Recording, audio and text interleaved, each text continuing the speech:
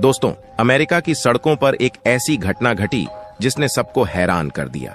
बांग्लादेश के अस्थायी प्रधानमंत्री मोहम्मद यूनुस अचानक मीडिया को देखकर ऐसे भागे कि कोई उन्हें पकड़ ही नहीं पाया। लेकिन कहानी यहीं खत्म नहीं होती। असली हंगामा तब मचा जब बांग्लादेशी हिंदुओं और शेख हसीना के समर्थकों ने अमेरिका की सड़कों पर बवाल काट दिया। और यकीन मानिए, इसके पीछे की वजह आपको चौंका देगी। कहानी में ट्विस्ट तब आया जब एक अमेरिकी डिप्लोमेट मार्गरेट मैकलॉयड ने उर्दू में ऐसा बयान दिया जिसने आग में घी डालने का काम किया। उनका ये बयान सुनते ही अमेरिका में रहने वाले बांग्लादेशी हिंदू और शेख हसीना समर्थक गुस्से से लाल हो गए। लेकिन सबसे चौंकाने वाली बात तो ये है कि मैकलॉयड ने ये बयान उर्दू में क्यों दिया। क्या वह कुछ छिपाने की कोशिश कर रही थीं, या फिर यह एक सोची समझी चाल थी? जब यूनुस के खिलाफ प्रदर्शन करने वाले लोगों ने अमेरिका की सड़कों पर उन्हें हत्यारा और अवैध प्रधानमंत्री करार दिया, तब मामला और गंभीर हो गया। इन प्रदर्शनकारियों का दावा था कि मोहम्मद यूनुस ने गैर कानूनी तरीके से सत्ता पर कब्जा कर लिया है। लेकिन कहानी यहीं खत्म नहीं होती, यहां तक कि इन बांग्लादेशियों ने अमेरिका की सरकार पर भी सवाल उठा दिए। सबकी निगाहें तब मैकलॉयड पर टिक गईं जब उनसे बांग्लादेश में हिंदुओं पर हो रहे अत्याचारों पर सवाल किया गया। सवाल तो सीधा था, लेकिन जवाब इतना पेचीदा था कि पूरा मामला उलझ गया। मैकलॉयड ने अचानक उर्दू में बोलना शुरू कर दिया और इससे लोगों का शक और भी बढ़ गया। क्या वह जानबूझकर कुछ छिपाने की कोशिश कर रही थीं? क्या उन्होंने बयान में कुछ ऐसा कहा जिसे समझने से सभी चूक गए? मैकलॉयड ने कहा कि वह बांग्लादेश की स्थिति को लेकर चिंतित हैं, लेकिन उनका भरोसा है कि मोहम्मद यूनुस इसे सुधार लेंगे और लोकतंत्र फिर से लौटेगा। लेकिन उनके इस बयान के बाद जो हुआ, वह अमेरिका में एक अभूतपूर्व हंगामे में बदल गया। क्या आप जानना नहीं चाहेंगे कि आखिर मैकलॉयड के बयान से इतना बवाल क्यों मचा, और अमेरिका में रह रहे बांग्लादेशी मोहम्मद यूनुस को हत्यारा क्यों कह रहे हैं? कहानी में और भी ट्विस्ट्स हैं जो आपको चौंका देंगे। आखिरकार अमेरिका की सड़कों पर यह बवाल कहां जाकर खत्म होगा, यह जानने के लिए हमारे साथ बने रहिए, क्योंकि असली सच्चाई अब सामने आने वाली है। मोहम्मद यूनुस भागे क्यों? मोहम्मद यूनुस के अचानक भागने की घटना कई सवाल खड़े करती है। जब वह मीडिया के सामने आए तो उन्होंने तुरंत वहां से निकलने का फैसला किया। इसका मुख्य कारण माना जा रहा है कि वे उन विवादों से बचना चाहते थे जो उनकी उपस्थिति से और बढ़ सकते थे। उन पर लगे आरोपों की लिस्ट लंबी है। बांग्लादेश में सत्ता पर गैर कानूनी कब्जे से लेकर मानवाधिकारों के उल्लंघन और हिंदू अल्पसंख्यकों पर अत्याचार के आरोप तक। ऐसे में उनके लिए मीडिया का सामना करना मुश्किल हो सकता था, क्योंकि मीडिया द्वारा उनसे इन गंभीर मुद्दों पर सवाल पूछे जाने की पूरी उम्मीद थी।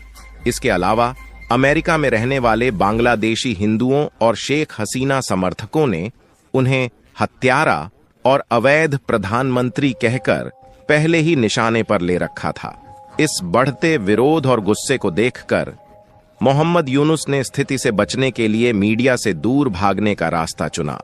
उनके भागने से इस पूरी घटना ने और भी सस्पेंस पैदा कर दिया, क्योंकि लोग अब जानना चाहते हैं कि वह किससे और क्यों बच रहे थे। न्यूयॉर्क में राष्ट्रपति जो बाइडेन के साथ उनकी मुलाकात की तस्वीरें इंटरनेट पर तेजी से वायरल हो रही हैं। लेकिन ये सिर्फ एक आम मुलाकात नहीं है।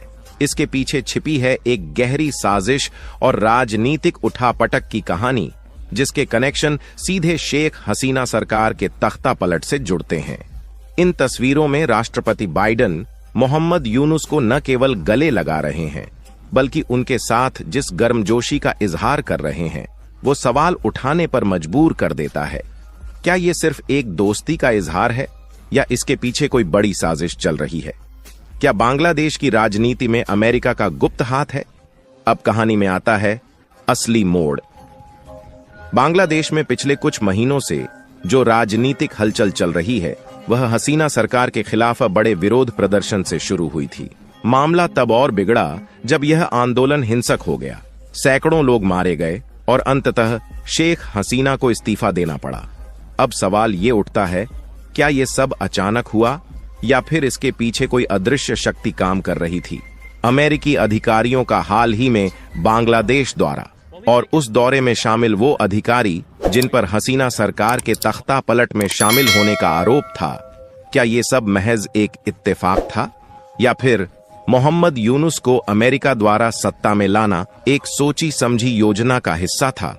इसी बीच एक और बड़ा सवाल उभरता है, क्या बांग्लादेश अब अमेरिका के हाथों में कठपुतली बनता जा रहा है, या फिर वो दिन दूर नहीं जब बांग्लादेश को किसी और का नियंत्रण सौंप दिया जाएगा?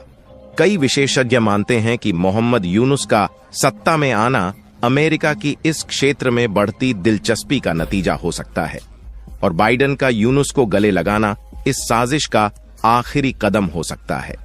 क्या तख्ता पलट संभव है? बांग्लादेश में तख्ता पलट की संभावना को लेकर कई सवाल उठ रहे हैं, खासकर हाल की राजनीतिक घटनाओं और अंतरिम सरकार के गठन के बाद। बांग्लादेश की राजनीति इस समय बेहद संवेदनशील दौर में है और ऐसे समय में तख्ता पलट की अटकलें इसलिए लगाई जा रही हैं क्योंकि बांग्लादेश में शेख हसीना की सरकार को छात्र आंदोलनों और विरोध प्रदर्शनों के चलते सत्ता से हटना पड़ा। यह आंदोलन आरक्षण कोटे के खिलाफ था, लेकिन समय के साथ यह विरोध सीधे सरकार के खिलाफ हो गया। इस अस्थिरता ने तख्ता पलट की संभावनाओं को बढ़ावा दिया है। मोहम्मद यूनुस को अमेरिका का समर्थन प्राप्त है और उन्हें अंतरिम सरकार का मुखिया बनाया गया है। कई लोग उन्हें अमेरिकी प्रभाव के प्रतीक के रूप में देख रहे हैं। यदि यूनुस और उनकी सरकार अमेरिका के समर्थन से सत्ता में है, तो यह संभावना है कि बांग्लादेश में किसी प्रकार का तख्ता पलट हो सकता है, चाहे वह राजनीतिक हो या सैन्य। शेख हसीना ने खुद आरोप लगाया था कि उनके तख्ता पलट में अमेरिका का हाथ हो सकता है। अमेरिकी अधिकारियों का बांग्लादेश दौरा और यूनुस से मुलाकात उन अफवाहों को और हवा देता है कि अमेरिका बांग्लादेश की राजनीति में गहरी रुचि ले रहा है। यदि अमेरिकी समर्थन से यूनुस को और मजबूत किया जाता है, तो यह बाहरी हस्तक्षेप के संकेत हो सकते हैं। बांग्लादेश में सेना का राजनीति में दखल पहले भी देखा गया है। अगर राजनीतिक अस्थिरता और बढ़ती है, तो सेना फिर से भूमिका निभा सकती है।